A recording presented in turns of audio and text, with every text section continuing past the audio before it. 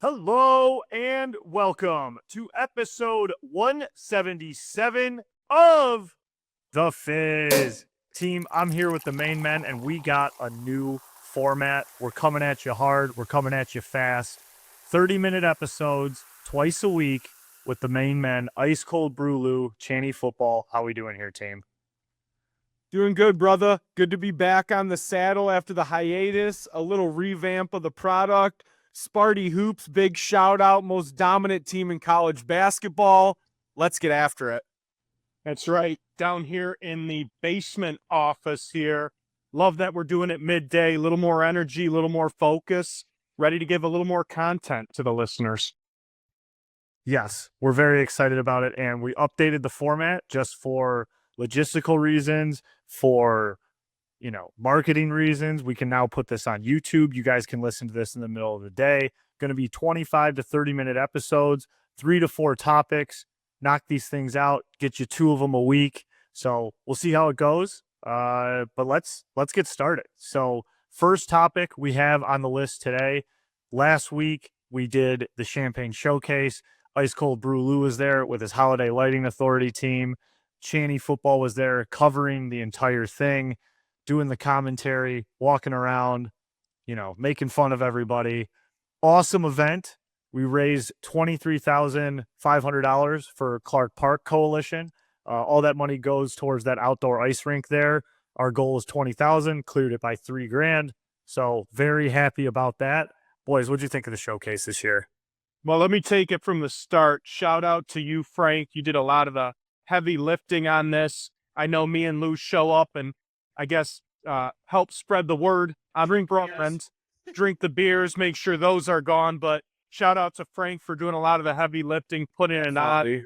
It's becoming one of my favorite days of the year, a tradition.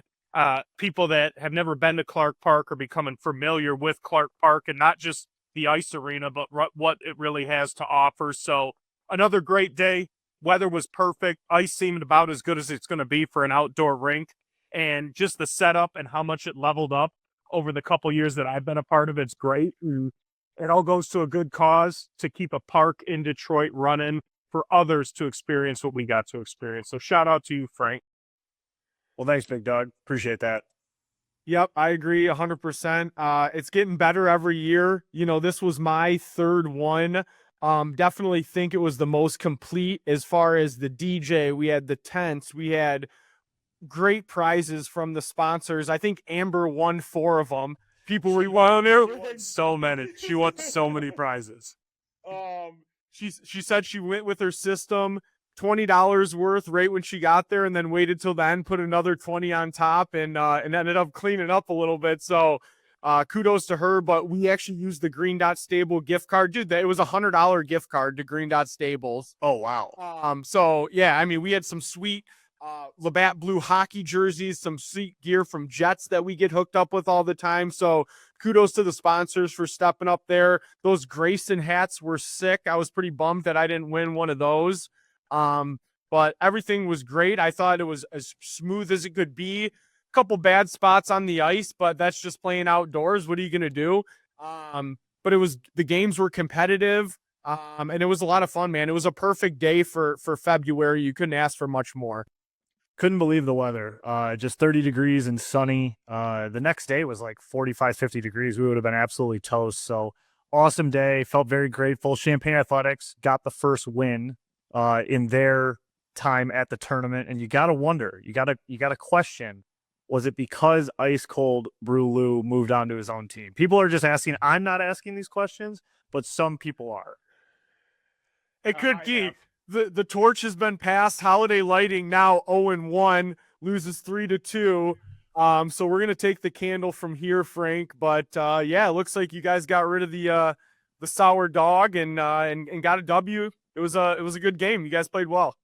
Let's not forget to mention Frank with a goal. Not sure if it was your first Champagne Showcase goal, but I saw you bang home a rebound there.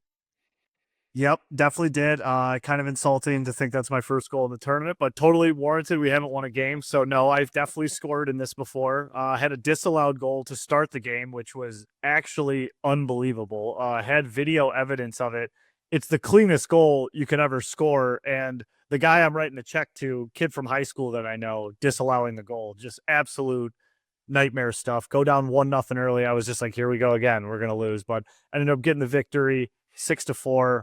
And all is right in the world. We can't wait till next year. That's right. That's right. Well, let's move on. Since we're talking outdoor hockey. Detroit Red Wings take on the Columbus Blue Jackets in the Stadium Series game. Ohio Stadium, 93,000 plus fans pack the house in Columbus, Ohio. Second largest outdoor NHL crowd that they've ever had. Only second to another Detroit Red Wings game in the Big House versus the Toronto Maple Leafs back in the day. But the two similarities between the two, Red Wings lose both games. Red Wings lost this one to Columbus. Absolute shit of a game. This game was so frustrating to watch. The Red Wings outshoot Columbus like almost 3-1 in this game. Dominated them. Tied it up late. And then one of the most egregious missed calls you will see in the NHL this year gets Columbus to tie it back up with a minute, or take the lead with 1:30 left. They bang home the empty netter. Columbus wins the game. They're second in a row versus Detroit, make a 4-point jump on the Red Wings. Really bad taste in my mouth. I was very furious during this one. I'd been drinking for a while that day because it was Paczki Day with Eastern Market Brewing Co. and Detroit City Distillery. So I'd had a few pops in me. And when Columbus took the lead late in the game off that missed call, I was pretty furious. I was the most mad I'd been about a referee call probably since the Dallas game versus the Lions last year. Yeah, no, I agree with you, Frank. I mean, it was a tough watch because we were just dominating them up and down the ice. Ton of scoring chances. You get the puck to our fucking stud at the end of the game. Raymond buries it, ties it up. We're jacked up, and not even 30 seconds later, that happens. And it's not like it was a behind-the-scenes play or something that happened over to the side of the boards or something. It was dead center, one-on-one, both guys chasing the puck, high stick in the face, egregious as they come. It's hockey at the end of the day, but fucking A, man, that's a tough one to lose on. Very cool setup. I mean, you can tell that the Four Nations absolutely has juiced up hockey in the NHL tenfold. You got 90,000 people packing, Columbus for this game. You can just, even on X, you just see a lot more people talking about hockey. A lot more hockey love out there. We're going in the right direction from that standpoint. So I'm excited about it. It's awesome. I do just want to note DeBrincat got our tying goal. Oh, my bad. Too. You're right. Yeah. DeBrincat, Kane played fantastic. Absolute snip from him for his goal on the game. And you got to just say, like, some positives from the game. DeBrincat's on fire. He's been sizzling. He's been absolutely cooking. He's at like a 40-goal pace again. He is absolutely putting the biscuit in the basket. You got to love what you see from him. Hate to say it because he was red hot before the Four Nations and played fantastic during the Four Nations, but Dylan Larkin been pretty ice cold since coming back from the Four Nations. Now, I get it. Maybe he's burnt out. Maybe he's a little tired. But him and Raymond really have not been scoring at the clip that we saw before the Four Nations tournament. And, those were our two guys we sent to the Four Nations. So you got to wonder if they're just a little burnt out from all of it. And then the guys who have been rested have been able to put the puck in the net. Yeah. And, to your guys' point, obviously a terrible call at the end of the game, but why are you in that position? You mentioned, Frank, what did we outshoot them? 3-1 in that game. I felt like we got ran out of town when we hosted Columbus just a couple nights previously, and then we let one slip away with that. Going back a couple seasons, and maybe you guys watch more hockey than I do, does this feel like the back-to-back against Ottawa a couple years back when we were right on that brink at a pivotal point in the season and we lost 2 pivotal games to Ottawa? Or are you saying, hey, we got the Todd father now, total different feel into this last stretch of roughly 20 games? I'm going with the latter. I refuse to believe that this was the Ottawa game. The Ottawa game, we got the doors beat off of us. Like, I know in game 1 versus Columbus, they did beat us, whatever that final was, 5-2, 4-1, whatever it was. I'm pretty sure it was 5-2. Like, they outplayed us. But you got to remember, we've dominated Columbus pretty much throughout our entire time playing them. They were bound to get one back on us. The Wings were playing hot, playing well. Obviously they had a little slip up versus Minnesota coming out of the Four Nations, but they've been playing well. That to me was, you lost a game in the NHL. It's going to happen. And then there was just the very unique scenario of this outdoor game where it was in Ohio, it was in Columbus. You had the Johnny Gaudreau. All the momentum was going towards Columbus, and there was they outshot them 46-21, so not quite 3-1. Obviously, I'm exaggerating, but over 2-1.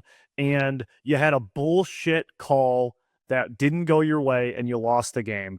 And it was a unique outdoor specialty game. So I'm not going to dig into this too much outside of the Wings should have won that game. The puck didn't bounce their way. The calls didn't go their way, and they lost. They could easily rattle off, 4 or 5 in a row as they've done. I am not looking at this game at all like that terrible Ottawa game where Yzerman shipped off half the team when they got the doors beat off of them like 6-1 on the road. Right.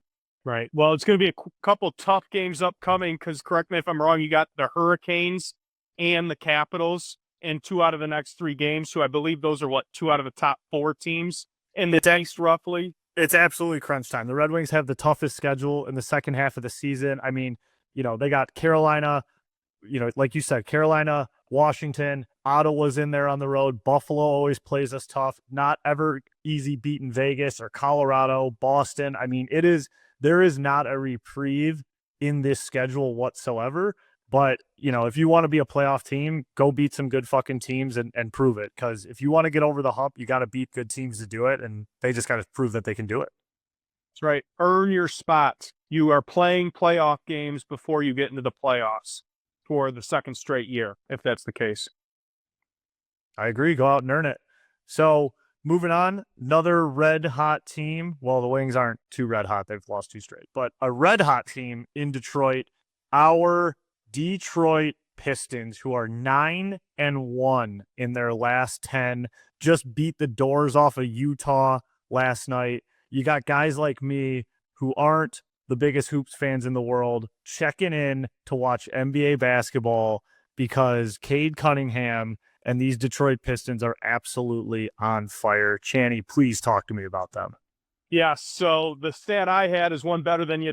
10 out of the last 11, which would include 9 out of the last 10 there. Cade Cunningham, a top 10 player this year, a lock for the most improved player. He's up to minus 700. He's going to be the most improved player. He's averaging 25 plus per night. He's top 5 in assists per game in the league. Cade Cunningham's a superstar. He's not going to be a superstar. He's not breaking through. He's here. He's a superstar. He's a top 10 player. That's your main reason for it. Your second reason for why they've been playing so well, they're shooting. You've got Malik Beasley. You got Tobias Harris. You've got Tim Hardaway Jr. They're able to spread the floor and let a mid-range guy like Cade work and work well. And the last reason, I said it a couple weeks ago, and this guy keeps getting better and better, Asar Thompson. He's gotten overshadowed by his twin brother, Amen, who out of the gates has been a better player in their first couple seasons in the pros. And he's really been overshadowed by his brother being a better all-around player. Asar Thompson has 4+ steals in 7 games this year. That's only one of 5 players in the league. Now, I want to bring this stat to you. He's one of 5 players with at least 4 steals per game. He only averages 21 minutes per game. He's doing this while averaging less than 50% of time on the floor.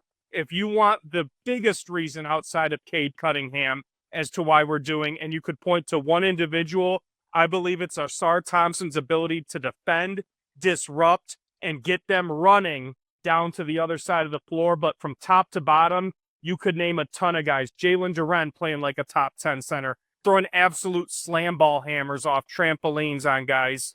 And then, again, just those guys, the Fontenecchios, the Tobias Harrises. This team top to bottom's good. And let's remember, we're doing this all without a top 5 pick in Jaden Ivey, who's set to be back before the end of this year, where we can really see what this full group can bring to us. No doubt. Jalen Duren is just fun to watch. That guy is an absolute monster in the paint. Sick. Absolute monster in the paint. I went to the game about a month ago. He looks so much bigger in person than he does on TV too. That guy should be playing defensive end on the Lions. Another guy I want to shout out is JB Bicker, the Bick Master, dude. Coach of the month. I mean, what a turnaround this team has had from last year. You can just tell the team is bought in. The coaching staff is dialed in. These guys are playing awesome. I haven't watched this much Pistons basketball in fucking decade. It's been forever. It's fun to watch, man. It's a lot of fun, and it's good to be back. And the going to work Pistons are really like starting to shine right now, not only with the recent NBA, our Pistons of today, but the Sparties, dude. The Sparties are playing 0-4 Pistons defense the last 5 minutes of the game too. So I feel like all that comes back to the going to work Pistons, baby. Oh yeah, I haven't been this into basketball. Definitely, you combine the Pistons with MSU, and it is just like you said. It's the going to work. They're the anaconda. MSU's the anaconda. In the last 5-10 minutes of every game, they're just suffocating you, slowly squeezing you. I feel like the last 5 state games I've watched, they've been trailing at half, and then it's just they get closer, then they tie it, then they gain the lead, then they go up 4, then it's 6, and the next thing you know, the other team hasn't scored in the last 7 minutes and the clock's running out. So shout out to MSU there. Side note on our hoops talk, Pistons overall, just the vibes I'm getting are like everyone is happy to be there for the first time in so long with the Pistons. I'm feeling like Tigers clubhouse vibes from the Pistons. They all seem very proud to be there. Malik Beasley seems like so happy to be a Detroit Piston. When's the last time we had a shooter like that? Yeah, right. Not a shooter like that, and just like you got to watch his reactions on every time the Pistons score. He's always hanging out in the corner, like dancing and shooting shooting finger guns at the crowd and like hyping it up. And it's just it's hard to believe, like that this team from whatever they were last year is in the position they are now. It's great. And just to cap it all off, when we started this journey a couple years back, we were happy with 9-8 season from the Lions and the other teams not being in the playoffs. Boys, we are trending towards 4 seasons in a row of Detroit sports with playoff appearances if we can end the season strong here in the last 6 weeks. Where are we at? Are we 6th seed right now, the Pistons? 6th seed, yep. Damn. The Red Wings got to do their job because we want April in the D. We want a true, traditional April in the D. The Red Wings better find a way into that fucking wild card. We will create April in the D song if we all make the playoffs. Oh, we're creating that regardless. Need you guys in the studio for that. 100. All right, final topic. Not much to do with sports, but a lot to do with Pure Michigan, with Detroit. Paczki Day is today. Paczki Day. Awesome. Donuts, Polish tradition. This weekend, we just had the official Paczki Day in Detroit, Eastern Market. Eastern Market Brewing Company teams up with Detroit City Distillery. Both of them sponsors of Champaign Athletics. Went down, saw all of them. They had Paczki vodka, Paczki cream vodka, Paczki beer. Tried it all. Tried every single one of them. Everything was delicious. What a great event. So, boys, we want to talk about Paczkis. What's your favorite? What do you like? What do you not like? Talk to me about them.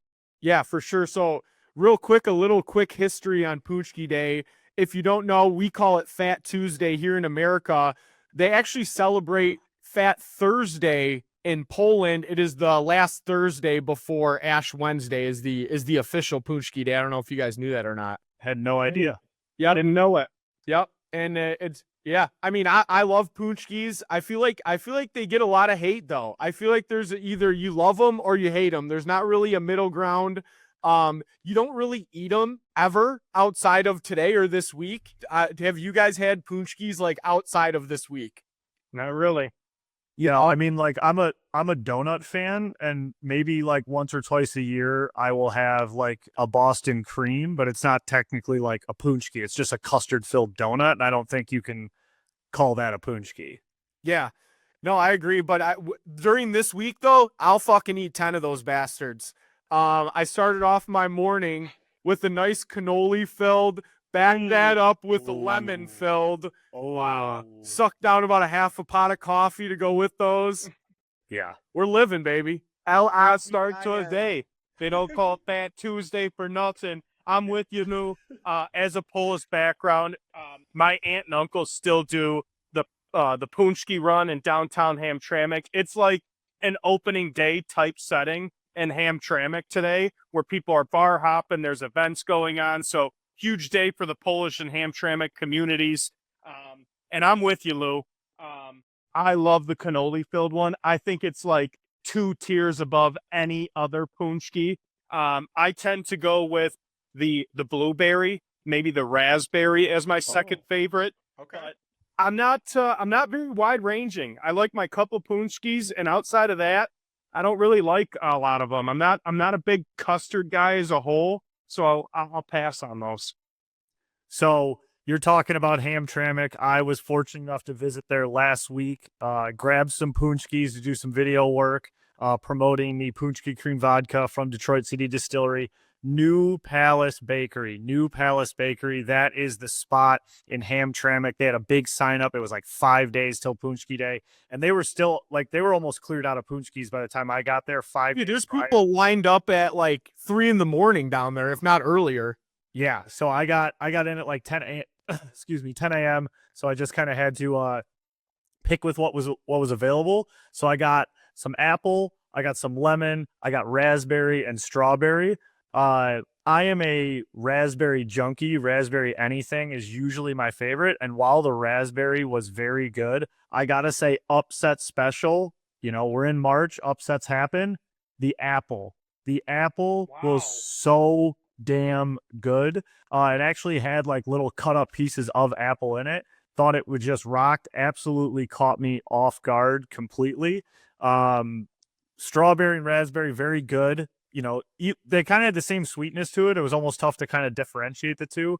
And then I think lemon is always solid as well, but always love cannoli cream, but they didn't have any of those available. But I got to say, for this year, this Fat Tuesday, apple took the crown for me, Paczki wise.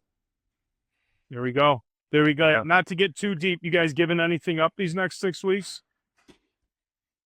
No, sir, we are not. I am not. Mike T, the video guy, just got here as we were recording live. So did he kick the door in? Yeah, and now he's yelling, and we're recording live. So it's good. No, this is it. This is the new form. That's the new format. Anything on your end, Lou? You giving anything up? No, I should give up vaping, but I'm too big of a bitch to bend the knee. I'm not gonna be one of those guys that's like, I'm not eating fucking fast food, no candy, no pop. And how about the people that fucking use Sunday as a free day? That pisses me off. Don't say you're giving up something and then Sunday you bury yourself in it. That doesn't count. Yeah, that's bitch made. You're either in or you're out. I am gonna be one of those guys. I'm giving up pop and fast food, or as Lou would say, fast food and pop. But I am gonna be one of those guys this year. So don't give me any carbonated beverage these next 6 weeks. You got it, bud. Yeah, I'm not giving up anything. I don't really do Lent. Good for everyone that does. Maybe I'll just eat Paczkis every day. Maybe I'll like get into Paczkis. I'll start doing that. Yeah, you don't have to give something up, Frank. You can also do something every day, Yeah. Well, maybe I'll insult you every day. I'll think of a new unique insult to text you. And I'll send Chandler just a new pop every day. Just I want to fire Mike every day. That's my goal. How about Lou gives up vaping? Frank, you have to vape every day for Lent this year. Yeah, I get started vaping. That's cool. Yeah, maybe we can get a new sponsorship. Maybe we can get some ads out of this. All right, boys. Well, that is the new format that we're at. We're at about 30 minutes here. Appreciate everyone taking the time to listen. We'll be back again on Thursday for another one of these, and we're going to try to go twice a week. These are going to be available on YouTube. Also, you can listen to them as a podcast as well, but we got video on these this time. So Thanks for listening. That's episode 177 of the Fizz, and we will see you guys next time. We'll talk soon, everybody. Peace. Champagne, champagne, champagne, champagne.